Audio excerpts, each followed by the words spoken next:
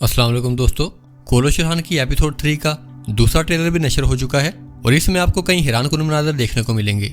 और हमेशा की तरह हम इस ट्रेलर का उर्दू तर्जुमा आपके साथ शेयर करेंगे और आपको बताएंगे कि इसमें क्या वाक़यात रूनुमा हुए हैं, ताकि आप समझ सकें कि इसके पसे मंज़र में क्या कहानी पोशीदा है और कौन सा किरदार क्या कदम उठाने वाला है। तो चलिए वीडियो का आगाज़ करते हैं। ट्रेलर में सबसे पहले ओरहान शाहीन शाह और अलाउद्दीन से बात करते हुए कहते हैं, बाज़ंतीनी, एल्हानी और तमाम बैली एक छोटी रियासतें बुरसा के दिफा के लिए एक हो चुकी हैं। अगर इस इत्तेहाद को तोड़ने का रास्ता सुलह से गुजरता है तो उसका हाल भी सुलह ही है।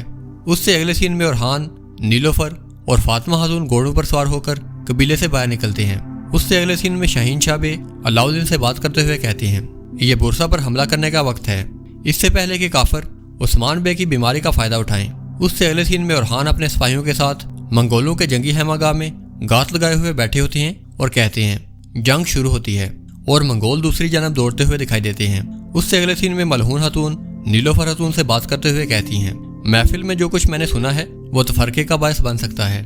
उससे अगले सीन में दीदार गोंजा खातून से बात करते हुए कहती हैं, बाहुदा मलहून खातून कहती हैं कि वो अपनी औलाद में कोई फर्क नहीं करती, लेकिन वो ओरहान के लिए ओहदा चाहती हैं। गोंजा फौरन मगर गुस्से के आलम में कहती हैं, सरदारी सिर्फ और सिर्फ अलाउद्दीन का हक है।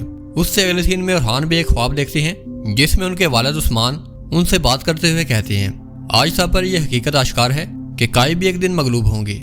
उससे अगले सीन में बुरान अपनी गजब भरी निगाहों में सब्र का जलवा रखते हुए और अपने गुस्से को दिल में दबाकर एक उंगली से सारोज की तरफ इशारा करते हुए कहते हैं, कभी शिकस्त ना खाने वाला सारोज एक दिन ऐसा आएगा कि वो शिकस्त खा जाएगा।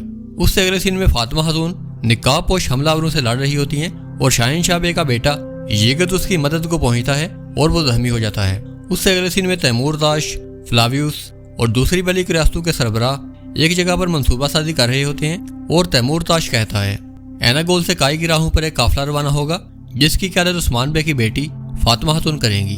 उससे अगले सीन में फ्लावियस अपना बेस बदल कर रस्ते में मौजूद होता है और फातिमा का इंतजार करते हुए कहता है, ओ लड़की, तुम्हारा शिद्दत से इंतजार कर रहा हूँ। उससे अगले सीन में ओरहान बे तमाम सरदारों से बात करते हुए अपना हाथ जोर से मेज पर मारते हैं और आंखों में हल्की सी आंसुओं की नमी मगर चेहरे पर हफीफ सा गुस्सा लिए हुए रोबदार लहजे में कहते हैं, सरदारों, तुम सब यकजा होकर गोया अपने ही हिलाकत को आवाज दे रहे हो।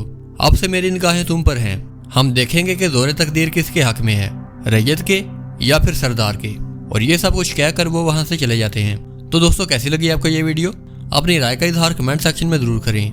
वीडियो अच्छी और इन्फॉर्मेटिव लगी हो तो इसे लाइक करें और हमारे चैनल को सब्सक्राइब करें। मैं मिलूंगा आपको ऐसी ही एक नई वीडियो में। तब तक के लिए अल्लाह हाफिज।